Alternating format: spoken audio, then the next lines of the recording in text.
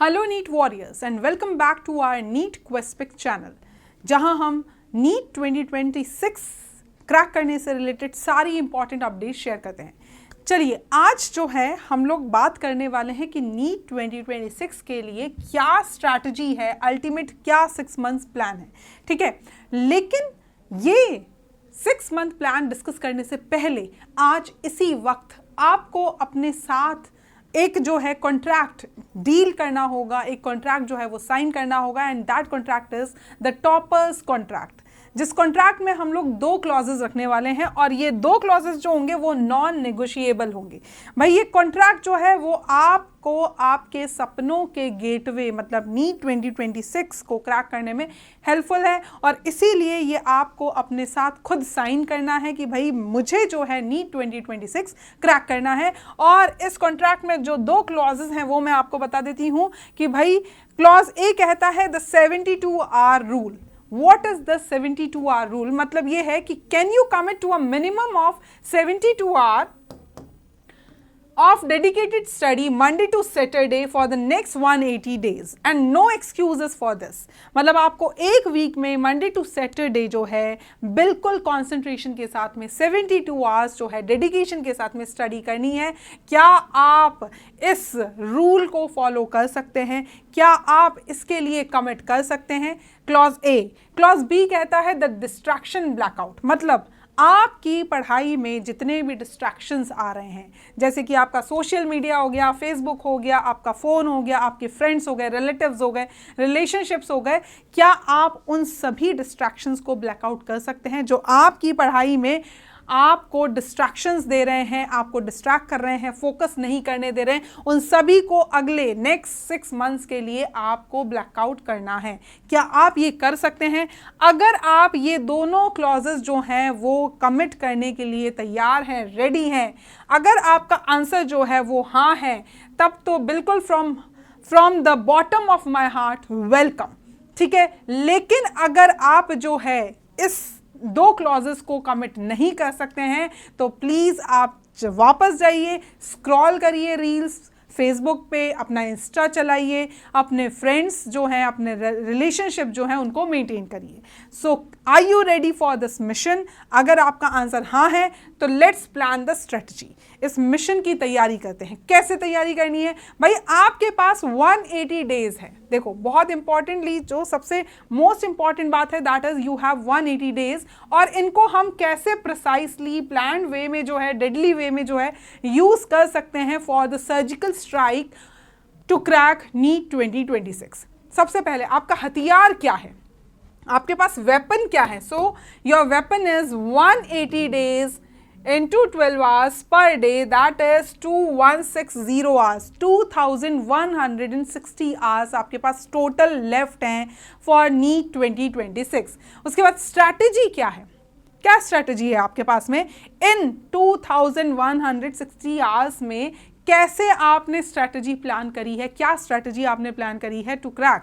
So we will use these hours with deadly precision and not randomly. हम सिर्फ randomly use नहीं करेंगे, precisely use करेंगे in hours को। सो 2 फेजेस में हमने यहाँ पर डिवाइड किया है। Phase 1 is territory capture. Territory capture मतलब किसी राज्य पे कब्जा करना। तो भाई कब्जा किस पे करेंगे? Syllabus coverage. यहाँ पर हमारी टेरिटरी है हमारा सिलेबस और उसको कवर करना। So that will be approximately for 1000 hours. 2160 hours में से आपको 1000 आवर्स दिए जाते हैं for syllabus coverage. And phase 2 कहता है सॉलिड डिफेंस, मतलब रिवीजन की बात कर रहे हैं। डिफेंस भी तो तैयार करना है, रिवीजन और प्रैक्टिस भी तो रखनी है। सो उसके लिए हम देते हैं आपको अप्रॉक्सीमेटली 800 आवर्स, ठीक है। चलिए अब हमने इसके लिए, इसको फॉलो करने के लिए, इन 2 फेजेस को फॉलो करने के लिए हमने यहाँ पर सिलेबस को 3 प्रेफरेंसेस में डिवाइड किया है। पहला आता है फाउंडेशन। पहला जो आपका कोर बनाते हैं, जिनसे आप जो है 600 मार्क्स, 600 प्लस मार्क्स स्कोर कर सकते हैं, ऐसे चैप्टर्स। और अगर इनको नहीं किया, इन चैप्टर्स को नहीं किया, तो 600 मार्क्स स्कोर करना इस जन्म में तो क्या किसी भी जन्म में पॉसिबल नहीं होगा। फिजिक्स की अगर हम बात करें तो जैसे करंट, इलेक्ट्रिसिटी, सेमीकंडक्टर्स, इलेक्ट्रोस्टैटिक्स, ये कुछ चैप्टर्स हैं जो आपको यहाँ दिख रहे हैं। ये बहुत इंपॉर्टेंट, मोस्ट इंपॉर्टेंट चैप्टर्स आप इन्हें बोल सकते हैं। मोस्ट इंपॉर्टेंट चैप्टर्स, इनको करे बिना 600 का सपना भी मत देखना, सीधी सी बात है, ठीक है। सो यहाँ पर केमिस्ट्री की बात करें, aldehydes, ketones, carboxylic acids, GOC हो गया, hydrocarbons, chemical bonding, coordination, compounds. Biology की बात करें तो जेनेटिक्स के दोनों चैप्टर्स हो गए हमारे, सेल साइकिल हो गया, बायोमॉलिक्यूल्स होगा, बायोटेक्नोलॉजी के दोनों चैप्टर्स हो गए, इकोलॉजी का, और हम बोल सकते हैं यहाँ पर ह्यूमन हेल्थ एंड डिजीज हो गया, ठीक है। चलिए, ये तो हो गए हमारे फाउंडेशन चैप्टर्स जिनके बिना हम 600 तक नहीं पहुंच पाएंगे, कुछ भी कर लो, ठीक है। इसके बाद में सेकंड प्रेफरेंस आती है, जब आपका फाउंडेशन स्ट्रांग हो जाता है तो उसके बाद में अब जो चैप्टर हम पढ़ने वाले हैं ये बूस्टअप करेंगे, 600 के प्लस ले जाएंगे आपका स्कोर, ठीक है। तो एड ऑन करने के लिए, आपके मार्क्स में आपका स्कोर बूस्टअप करने के लिए ये चैप्टर्स हैं। जैसे फिजिक्स की अगर हम बात करें, रोटेशनल मोशन हो गया, एसी हो गया, EM waves, dual nature atoms, WEP oscillations, laws of motion. Chemistry में structure of atom, thermodynamics, solution, electrochemistry, P block, D block, F block. Biology की बात करें तो human and plant reproduction, plant and animal kingdom, cell, organisms and population, ecosystem, diversity, morphology and anatomy. Next आते हैं अब third phase में। तो third जो प्रेफरेंस वाले चैप्टर्स हैं वो ऐसे चैप्टर्स हैं जो आपको आपका ओवरऑल सिलेबस कंप्लीट करने में हेल्प करेंगे और इनका सबसे कम वेटेज रहता है, बट स्टिल अगर आपको रैंक लानी है तो इन चैप्टर्स को भी आपको कवर करना होगा, ठीक है। देखो, ये टारगेट जो है इन चैप्टर्स का जो है, टारगेट कब लेना है, जब आप अपना पूरा का पूरा प्रेफरेंस फर्स्ट और सेकंड जो है कंट्रोल में ले चुके हैं, मतलब उनको कंप्लीट कर चुके हैं, तब आपको थर्ड वाले प्रेफरेंस में आना है, ठीक है।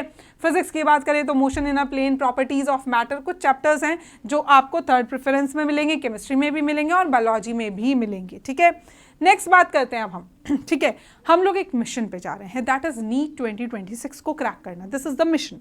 और ये एक सर्जिकल स्ट्राइक की तरह है, मैंने आपको स्टार्टिंग में बता दिया। So like a soldier in a war, you will need to be completely disciplined and follow a strict program. देखो, पढ़ाई के लिए भी उतना ही डिसिप्लिन चाहिए जैसे कि वॉर के लिए एक सोल्जर को, ठीक है। तो अपना कंप्लीट डेडिकेशन के साथ में आपको तैयारी करनी है। सुबह का जो पहला हमला जो होगा दैट इज रट्टाफिकेशन स्लॉट। रट्टाफिकेशन नाम से समझ में आ रहा है, मतलब सुबह सुबह के जो आपके 3 आवर्स होंगे वो आपको ऐसे चैप्टर्स में डेडिकेट करने हैं जिनको आपको रटना है, रट्टा मारना है, क्योंकि सुबह आप सबसे ज़्यादा फ्रेश होंगे, आपका जो माइंड होगा वो सबसे ज़्यादा फ्रेश होगा। और इसीलिए जिन चैप्टर्स को आपको मेमोराइज करना है, याद करना है, कोई समझने वाली चीज़ नहीं है, प्लीज़ उनको आप फर्स्ट 3 आवर्स में लेकर बैठें, मॉर्निंग के 3 आवर्स में। उसके बाद में आता है कॉन्सेप्ट बिल्डिंग फेज। देखो, जैसे जैसे दिन बढ़ता जाता है वैसे वैसे हमारा दिमाग जो है वो थोड़ा सा एक्टिव होने लग जाता है।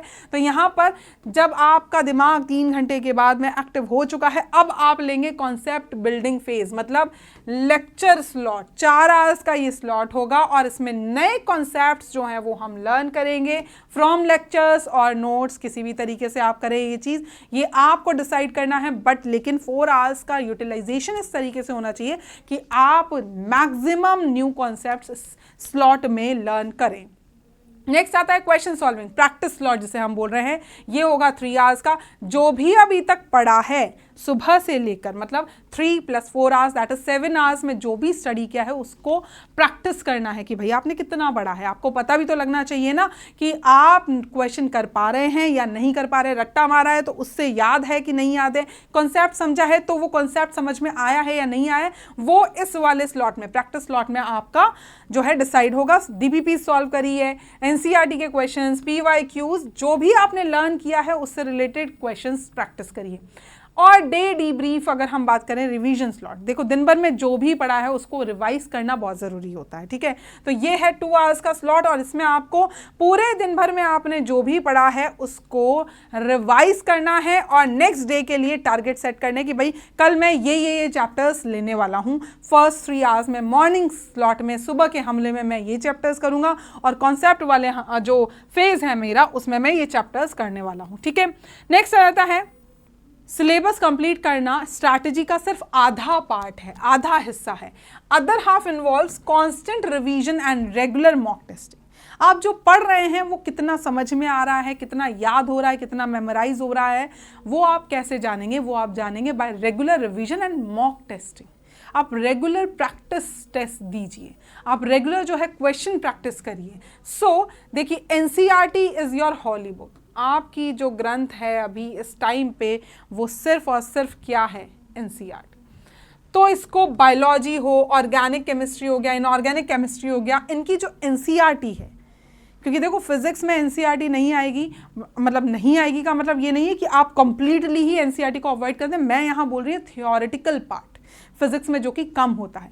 तो हम यहाँ पर बायोलॉजी की कंप्लीट एनसीईआरटी की बात कर रहे हैं और केमिस्ट्री में ऑर्गेनिक और इनऑर्गेनिक की एनसीईआरटी की बात कर रहे हैं। इनको आप लगभग 5 बार तो पूरा गो थ्रू करिए एनसीईआरटी, ठीक है।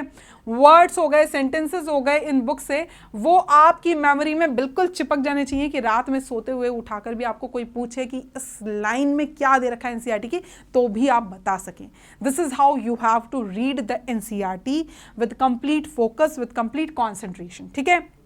Then mistake notebook. देखो, एक ऐसी नोटबुक मेंटेन करके चलना स्टार्टिंग से, मिशन के स्टार्टिंग से आपको एक नोटबुक ऐसी बनानी है कि जब भी आप कोई टेस्ट दे रहे हैं उसमें जो आप गलतियां कर रहे हैं वो गलतियां वहां नोट डाउन, क्योंकि जब तक आप सेम गलती बार बार रिपीट करते रहेंगे तब तक कोई मतलब नहीं है। आप कितना ही सिलेबस कवर कर लें, कितना ही आप क्वेश्चन प्रैक्टिस कर लें, कोई सेंस नहीं बन रहा है। उन गलतियों को हमें इम्प्रूव करना है, उन गलतियों को हमें हटाते हुए चलना है, तभी जाकर आपकी प्रैक्टिस जो है वो मानी जाएगी कि कंप्लीट है। So note down every wrong question from test and this is your real teacher. यही आपका सच्चा टीचर है, शिक्षक है, जो आपको बताएगा कि ये गलती करी है तो इसका मतलब ये है कि ये कॉन्सेप्ट इस क्वेश्चन में जो लगा है ये वीक रह गया तुम्हारा, या जो आपने ये रटा था वो याद नहीं है तुम्हें, तो दोबारा से उसे पढ़ो, वही बताएगा आपको, एंड रिवाइज इट 5 टाइम्स, ठीक है।